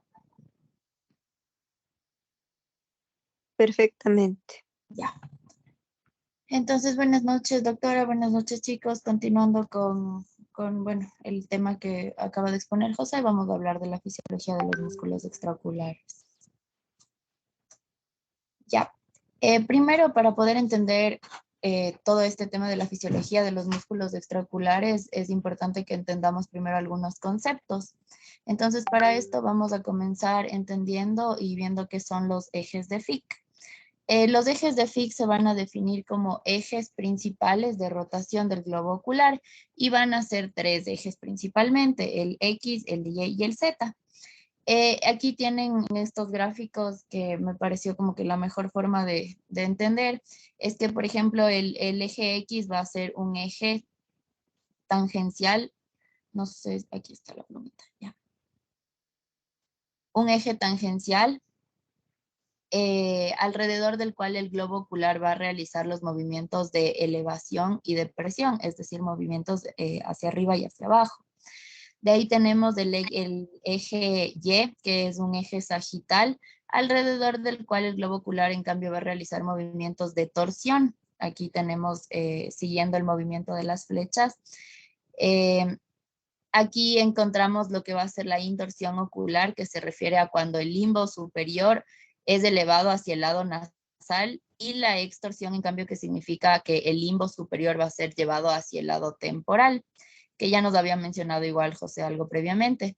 Tenemos después de esto el eje Z, que va a ser un eje vertical alrededor del cual el globo ocular va a realizar, en cambio, los movimientos de abducción y aducción. Aquí tenemos, en cambio, en la parte izquierda, lo que se denomina el plano de Listing. Este plano va a ser un plano coronal imaginario, que es alrededor del cual finalmente terminan confluyendo los tres ejes de Fick que les acabo de mencionar.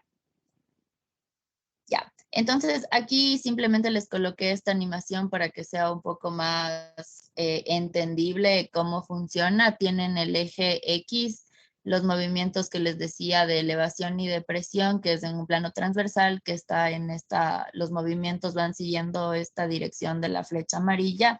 El eje Z, que va a los movimientos siguiendo la dirección de la flecha azul, y finalmente el eje de las Y's, que está siguiendo la flecha roja que se ve en el fondo. Es más o menos cómo funcionan los movimientos oculares de forma más didáctica. Ya. Entonces, ahora sí, otros conceptos a ser aclarados. Primero va a ser lo que es el tema del eje visual y luego el eje orbitario. Entonces, el eje visual va a ser la línea que va a unir el punto de fijación a la fobia. Es decir, por aquí entra el punto de fijación y acá atrás tenemos la fobia. que tenemos que recordar que la fobia, como vemos en el gráfico, no se encuentra totalmente perpendicular, sino más bien es un poco lateral. Por lo tanto, pues la línea que obtenemos al unir estos puntos no resulta una línea perpendicular per se. De ahí tenemos el eje orbitario, en donde es importante que recordemos que la pared medial y la pared lateral de la órbita no son líneas paralelas, es decir, que no van hacia atrás, sino que tenemos aquí la pared medial y la pared lateral, que tiene esta inclinación angular que van a formar al final un ángulo de 45 grados, desde el ángulo que se forma entre ambas.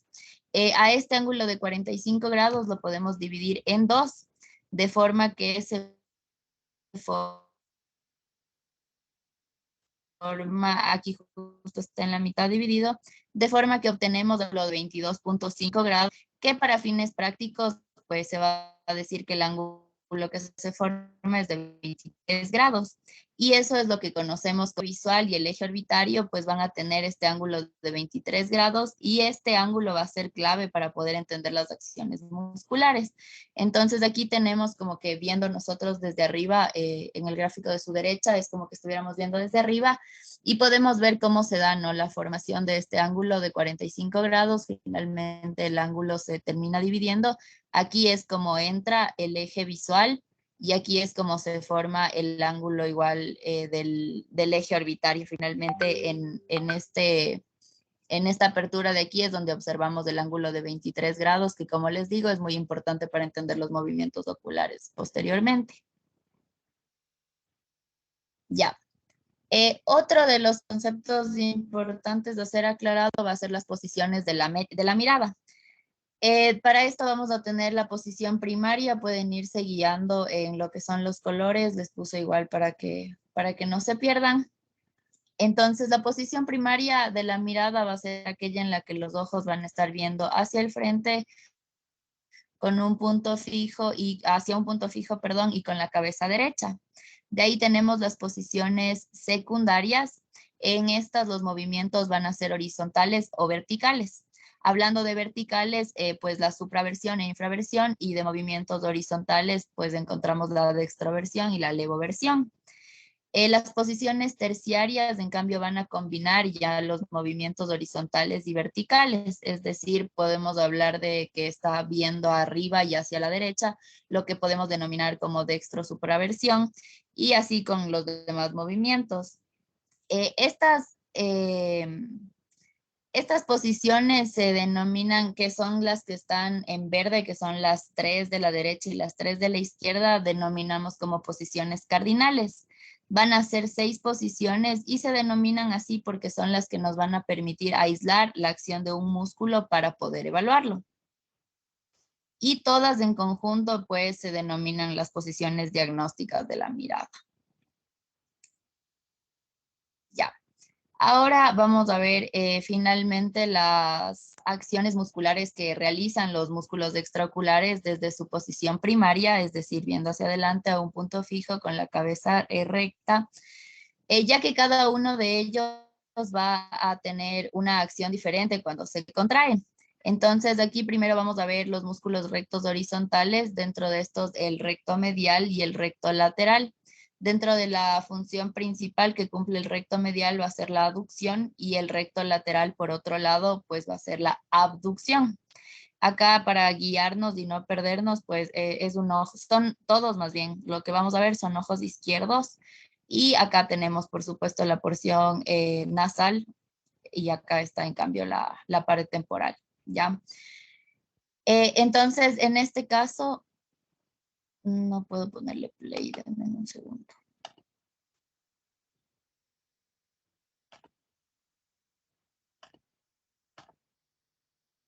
Ya, ahí está. Entonces tenemos el recto medial, en este caso, como les decía, recordando que es un ojo izquierdo, y lo que hace este músculo es llevar el ojo hacia el lado nasal, que es lo que conocemos como aducción que les comentaba. Y esta va a ser la única función que cumpla este músculo desde la posición primaria, de modo que lo clasificaremos simplemente como un músculo aductor. ahora vamos con el recto lateral. Este en cambio va a llevar el globo ocular hacia el lado temporal, como pueden ver en la animación. Y es lo que conocemos como abducción.